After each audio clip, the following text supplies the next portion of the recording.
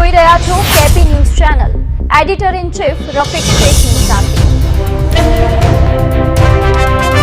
સુરતના Udhna railway station પર UP, Bihar, Rajasthan જવા મુસાફરોનું કીડિયારું ઉભરાયું. હોળી ધૂળેટીમાં વતન જવા મુસાફરોનો ઘસારો.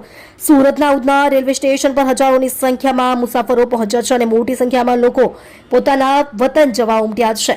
વેઇટિંગ એરિયામાં મોટી સંખ્યામાં મુસાફરોની ભીડ જોવા મળી છે. સુરતથી મોટી સંખ્યામાં લોકો પોતાના વતન જવા ઉમટ્યા. હોળી ધૂળેટીના પર્વને લઈ મોટી સંખ્યામાં પરપ્રાંતિયો વતન જવા માટે રવાના થયા છે. રેલવેના વેઇટિંગ એરિયામાં મોટી સંખ્યામાં મુસાફરોની ભીડ જોવા મળી છે અને વહેલી સવાર અને મોડી રાતથી મુસાફરો પહોંચ્યા છે. સુરતથી ઉત્તર પ્રદેશ જતી ખૂબ જ ઓછી ટ્રેન છે અને 16 થી 18 કલાકથી મુસાફરો વેઇટિંગ એરિયામાં બેઠા છે. ઉત્તર ભારતમાં દિવાળી કરતાં પણ વિશેષ રીતે હોળી ધૂળેટીનો પર્વ મનાવવામાં આવે છે. અમદાવાદમાં વસવાટ કરતા યુપી, બિહાર સહિતના રાજ્યોના હજારો લોકો આ તહેવાર ઉજવવા માટે પોતાના વતનમાં જાય છે. અત્યારથી આ પરિવારો પોતાના વતનમાં જવા માંડ્યા છે, જેમાં ગુરુવાર બાદની અમદાવાદથી ઉત્તર ભારત તરફ જતી ટ્રેનો હાઉસફુલ થઈ ગઈ છે.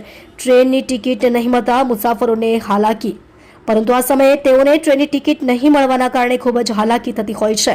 તેઓ જનરલ કોચમાં જવા માટે મજબૂર થઈ જતા હોય છે અને જનરલ કોચમાં બેસવા માટે પણ તેઓ 16 થી 24 કલાક ફોર્મ પર આવીને લાઈન લગાવીને બેસે છે. હોળીના પર્વ સિવાય આ સમય અન્ય કારણોસર પોતાના વતન લોકોને પણ ભારે ભીડ હોવાના કારણે હાલાકી થતી હોય છે. આ ઉપરાંત રેલવે સ્ટેશન બહાર પણ ટ્રાફિક સહિતની સમસ્યાઓ ન સર્જાય તે માટે પોલીસ પણ સતત કામગીરી કરી રહી છે. તમે જોઈ રહ્યા છો કેપી ન્યૂઝ ચેનલ રફીક શેખની સાથે.